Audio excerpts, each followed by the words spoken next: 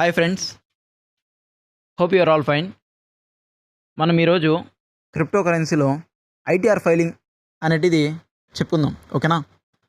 ITR ఫైలింగ్లో form 2 చెప్పుకుందాం. Okay, ఈ ITR filing అనేటిది క్రిప్టో కరెన్సీలో ఎందుకు వచ్చింది అని చాలామంది డౌట్స్ అంటే రావచ్చు. ఏం లేదు, ఎవరైతే క్రిప్టో కరెన్సీ మర్చెంట్స్ అయితే ఉంటారో వాళ్ళు కానివ్వండి, పీటీపీ మర్చెంట్స్ అయితే ఉంటారో వాళ్ళు కానివ్వండి, బ్లాక్ చైన్ మర్చెంట్స్ ఉంటారో వాళ్ళు కానివ్వండి, మనకి 2022లో వచ్చిన ఆర్టికల్ ప్రకారం మన ఇండియా ఫైనాన్స్ మినిస్టర్ అయిన నిర్మలా సీతారామన్ గారు 2022లో ఒక ఆర్టికల్ అనేటిది ఇంట్రడ్యూస్ చేశారు. అదేమిటంటే, ఎవరైతే వర్చువల్ డిజిటల్ అసెట్స్ వీడిఏ నుంచి ఎవరైనా ట్రాన్సాక్షన్స్ చేసి ఆ ట్రాన్సాక్షన్లో ఏమైనా ఇన్కమ్ కానీ వాళ్ళు గెయిన్ చేసినట్టయితే ఆ వాళ్ళ ఇన్కమ్ జనరేట్ చేసిన దాంట్లో, అంటే వాళ్ళు గెయిన్ చేసిన ఇన్కంలో 30% ట్యాక్స్ అనేటిది గవర్నమెంట్కి వాళ్ళు, అదే ఇన్కమ్ ట్యాక్స్ డిపార్ట్మెంట్కి పే చేయాలి అని వాళ్ళు ఆర్టికల్ అనేటిది వాళ్ళు అప్పుడు రిలీజ్ చేశారు. ఐ థింక్ అది 2022లో అనుకుంటాను. ఇంకోటి ఏమిటంటే 1% టీడీఎస్ కూడా కట్ అవుతుంది అని కూడా చెప్పారు.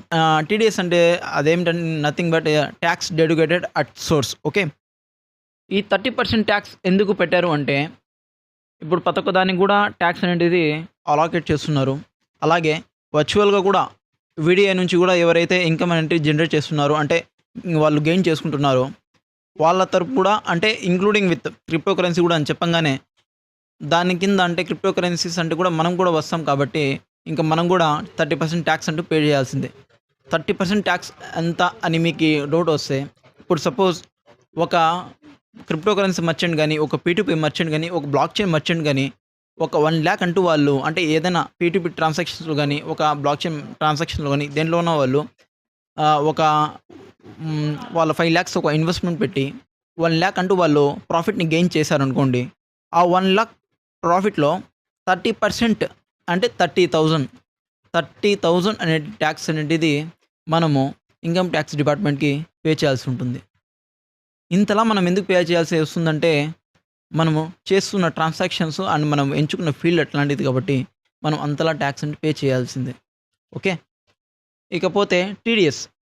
ఇంకా ఈ టీడీఎస్ గురించి వస్తే 1% టీడీఎస్ కూడా కట్ అవుతుందని చెప్తున్నారు కదా. మనం ఎన్ని ట్రాన్సాక్షన్స్ చేస్తామో అన్ని ట్రాన్సాక్షన్స్కి ఒక్కొక్క పర్సెంట్ టీడీఎస్ అంటూ కట్ అవుతుంది. ఓకే, ఈ టీడీఎస్ అనేటివి కూడా దీన్ని మనము రీఫండ్ చేసుకోవచ్చు, అంటే మనం క్లెయిమ్ చేసుకోవచ్చు.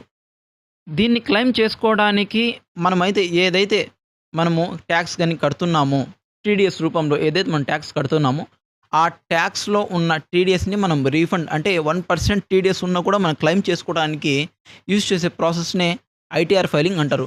ITR filing is nothing but income tax return అంటారు. ఇన్కమ్ ట్యాక్స్ రిటర్న్ అనేటిది మనం టీడీఎస్ క్లెయిమ్ చేసుకోవడానికి యూజ్ చేసుకునే పద్ధతి.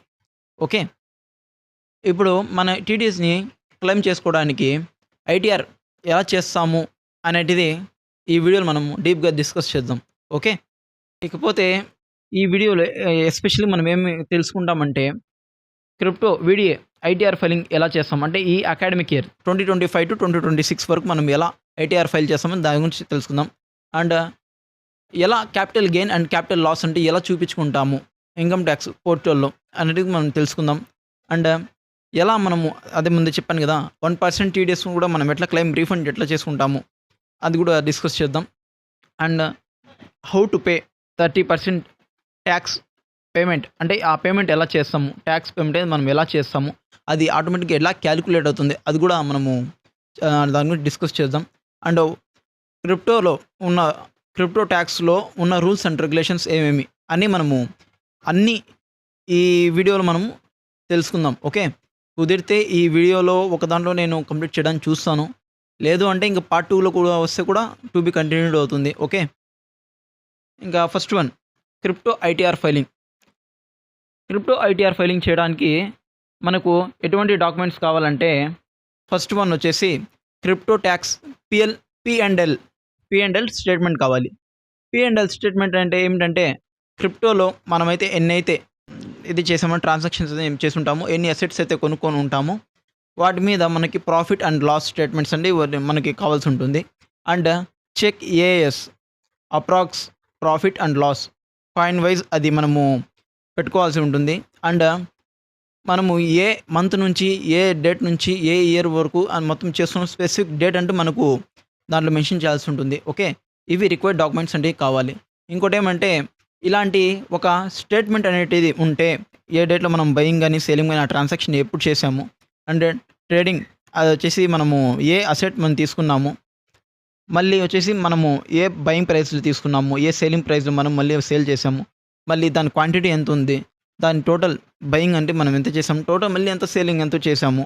విత్ ప్లస్ ఆఫ్ ఇన్వెస్ట్‌మెంట్‌తో కలిపి. అండ్ దాంట్లో ప్రాఫిట్ వచ్చిందా? లాస్ వచ్చిందా? ఆ ప్రాఫిట్ వస్తే మొత్తం టోటల్ ప్రాఫిట్ అనేది దాన్ని బట్టి మనం ఎట్లా క్యాలిక్యులేట్ చేయాలి. మొత్తం అన్ని మనం దీంట్లో డిస్కస్ చేసుకుందాం. మనము ఇప్పుడు దీనిలో టీడీఎస్ అంటున్నాం కదా! టీడీఎస్ అనేటిది మనం ఇక్కడ చెప్పుకునేదే కాదు. అది ఇన్‌కమ్ టాక్స్ పోర్టల్‌లో కూడా మనకి రిఫ్లెక్ట్ అవుతుంది. ఓకే. దాంట్లో కూడా మనం చూసుకుందాం. ఇకపోతే క్రిప్టో టాక్స్ పిఎల్ స్టేట్మెంట్ అంటే అదే ప్రాఫిట్ అండ్ లాస్ స్టేట్మెంట్ అనేటిది మనము అది ఇండియన్ ఎక్స్‌చేంజెస్‌లో కానివ్వండి, ఫారిన్ ఎక్స్‌చేంజెస్‌లో కానివ్వండి మనం చేసుకున్నప్పుడు ఈ క్రిప్టో ఎక్స్‌చేంజెస్ ఏదైతే ఉంటాయో అవి వచ్చేసి ఏం చేస్తాయి ప్రాఫిట్ అండ్ లాస్ వచ్చేసి అంటే మనం నార్మల్‌గా మనం చేసే హిస్టరీ అనమాట. హిస్టరీ దాన్ని మనం డౌన్‌లోడ్ చేసుకుని దాన్ని ఎక్స్‌పోర్ట్ చేసుకున్న ఆ రిపోర్ట్‌ని ఏమంటామంటే మనము స్టేట్మెంట్‌గా మనం తీసుకుంటాం. ఓకే. ఇట్లా ఒక రిపోర్ట్‌గా ఉంటే మనకు ఒక ఐడియాగా ఉంటుంది. ఓకే. ఇక నెక్స్ట్ మనం ఏమిటంటే ఏఎస్‌లో మనం ఒకసారి చెక్ చేసుకుందాం. ఎంత పర్సెంట్ మనం టీడీఎస్ వచ్చేసి మనకు అవుతుంది. ఎంత మన టీడీఎస్‌లన్నీ ఏమవుతున్నాయి? అంటే ఎన్ని వస్తున్నాయి? ఏ కంపెనీ వచ్చేసి మనకి కట్ అవుతుంది? ఎంత కట్ అవుతుంది? దాంట్లో క్యాపిటల్ గెయిన్ అంటే ఏంటి? హైయెస్ట్ మనం వచ్చేసి ఎంత గెయిన్ చేశాము? మళ్ళీ దానికంటే ఎంత టాక్స్ అయితే డెడికేట్ అయింది మొత్తం తెలుసుకుందాం. ఓకే. టీడీఎస్ అండి మనం ఎలా చెక్ చేసుకుంటాం? ఇన్‌కమ్ టాక్స్ పోర్టల్‌లో. ఇన్‌కమ్ టాక్స్ పోర్టల్‌లో మనం టీడీఎస్ ఎలా చెక్ చేస్తామంటే ఫస్ట్ ఇన్‌కమ్ టాక్స్ పోర్టల్‌లో మనం లాగిన్ అవుదాం. ఓకే. ఇలా లాగిన్ అయ్యి ఏఎస్‌లో మనం వస్తే టాక్స్ పే రిసిప్ట్స్‌లో మనం ఇక్కడ చెక్ చేసుకుంటే ఏ మనకి టీడీఎస్ వచ్చేసి ఎంత అయింది? ఏ కంపెనీ కట్ అయింది? ఎంత కట్ అయింది? ఏ కంపెనీ కట్ చేసుకుంటుంది? మొత్తం ఇక్కడ డీటెయిల్స్ మనము చూసుకోవచ్చు. ఓకే. ఇకపోతే మనకి ఏ క్రిప్టో ఎక్స్‌చేంజెస్ కానీ మనకు వీడియో రిపోర్ట్ అని ప్రొవైడ్ చేయవు. అర్థమవుతుందా? ఏ క్రిప్టో అంటే అది ఫారెన్ ఎక్స్‌చేంజెస్ అయితే కావచ్చు, ఇండియన్ ఎక్స్‌చేంజ్ అయితే ఏదన్నా కానివ్వండి. అదేం చేస్తాయంటే మనకి టాక్స్ అంటే పీనల్ రిపోర్ట్స్ కానీ, టాక్స్ అంతే ఎంత కట్ అవుతుంది అని, ఇవేమంటే వాళ్ళు వాటిలో ప్రొవైడ్ అవ్వవు. మనం హిస్టరీ వస్తుందంటే ఏ డేట్‌కి మనం ట్రాన్సాక్షన్ చేసాం, బయింగ్ ఎంత చేసాం, ఆ అసెట్ బయింగ్ ఎంత చేసాం, సెల్లింగ్ ఎంత చేసాం అంటే మొత్తం దాంట్లో డిస్‌ప్లేలో ఉంటుంది అంతే. ఓకే. దాంట్లో మొత్తం మనము ఎంత చేసామంటే దాని వీడియో రిపోర్ట్ అంతా టాక్స్ కట్ అవుతుంది. మనకి ఎంత టీడీఎస్ కట్ అవుతుంది మొత్తం దాంట్లో ఏం రాదు. అర్థమవుతుందా? ఓకే. ఇక దాంట్లో మనం చేసుకోవాలి అనుకుంటే ఆహ్, ముందు నుంచి మేము ఏం చేస్తున్నామంటే మేము క్రిప్టో కరెన్సీలో మేము యాస్ ఎ మర్చెంట్స్‌గా మేము స్టార్ట్ అయినప్పుడు మేమెలా చేసుకుంటున్నామంటే ఫస్ట్ ఆఫ్ ఆల్ వచ్చేసి మేము చార్టర్డ్ అకౌంటెంట్స్‌ని మేము రీచ్ అవుతూ ఉండిన్నాము. వాళ్ళని రీచ్ అయ్యి వాళ్ళ సపోర్ట్‌తో మేము ఐటీఆర్ ఫైల్ చేపించడము, ఐటీఆర్ ఫైలింగ్ మొత్తం కూడా వాళ్ళే చూసుకుంటూ ఉన్నారు. ఇంకా వాళ్ళే మొత్తం సబ్మిషన్ ట్యాక్స్ గాని మొత్తం అంతా చూపించుకుంటున్నారు. అప్పుడు వాళ్ళతోని వాళ్ళ మీదే మొత్తం రెస్పాన్సిబిలిటీ అనేది మేము పెడుతూ ఉండిన్నాం. ఇంకా రాను రాను ఇంకా ఎట్లా వచ్చాయంటే సిస్టమ్ అనేది ఎలా చేంజ్ అవుతూ వచ్చిందంటే సెపరేట్ ఇంకా ప్రీమియం కొన్ని యాప్స్‌లోనే కొన్ని సాఫ్ట్‌వేర్స్ యూజ్ చేసి వాళ్ళు చేసుకుంటున్నారు. ఇంకా సాఫ్ట్‌వేర్స్‌లో యూజ్ చేసి ఈ వీడియో రిపోర్ట్స్ అవే జనరేట్ చేసేస్తున్నాయి. వీడియో రిపోర్ట్స్ అనేటిది 3 టైప్స్‌గా మనము ఇప్పుడైతే 3 టైప్స్‌గా చేసుకుంటున్నారు.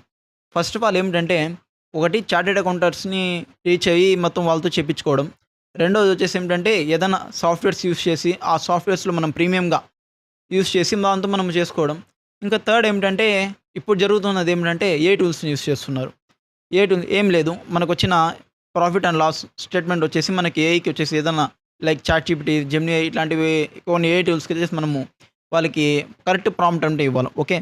కరెక్ట్ ప్రాంప్ట్ అంటే మనం ఇచ్చినట్లయితే అవి కరెక్ట్ వీడియోని మాత్రం మనకి సబ్మిట్ చేస్తాయి. ఎలా చేస్తాయి అంటే ఆహ్, ఈ విధంగా మనకి వీడియో రిపోర్ట్స్ అంటే అవి జనరేట్ చేస్తాయి. ఓకే.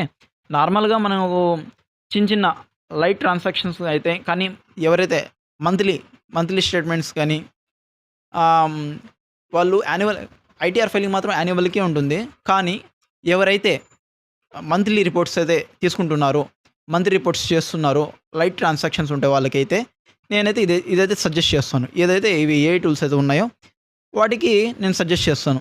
ఇంకా హెవీ ట్రాన్సాక్షన్స్ అండ్ ఎక్కువ ట్రాన్సాక్షన్స్ ఎవరైతే క్వార్టర్లీకి రిపోర్ట్స్ చేస్తున్నారో, క్వార్టర్లీకి రిపోర్ట్స్ అంతా స్టేట్మెంట్స్ తీసుకుంటున్నారో అండ్ యాన్యువల్‌కి మొత్తం వాళ్ళు ఐటీఆర్ ఫైలింగ్ చేస్తూ ఒకేసారి చేస్తున్నారు. హెవీ ట్రాన్సాక్షన్స్ ఉండి వాళ్ళు మాత్రము మస్ట్ అండ్ షుడ్ వాళ్ళొచ్చేసి మాత్రము చార్టర్డ్ అకౌంటెంట్స్‌ని రీచ్ అవ్వమని నేను చెప్తాను. ఓకే. ఎందుకంటే హెవీ ట్రాన్సాక్షన్స్ ఉండడం వల్ల వాళ్ళు టాక్స్ డెడికేషన్ అనేది వాళ్ళు అంత కరెక్ట్‌గా ఉంటుంది కాబట్టి చార్టర్డ్ అకౌంటెంట్స్‌ని అప్రోచ్ అవ్వండి అని నేను చెప్తాను. ఓకే. ఇకపోతే ఇంకా సాఫ్ట్‌వేర్స్ అని చెప్పాం కదా! ఇంకా సాఫ్ట్‌వేర్స్ అంటే లైక్ కోయినెక్స్ ఇట్లాంటి కొన్ని సాఫ్ట్‌వేర్స్ అంతా మనం యూజ్ చేస్తాం. అర్థమవుతుందా?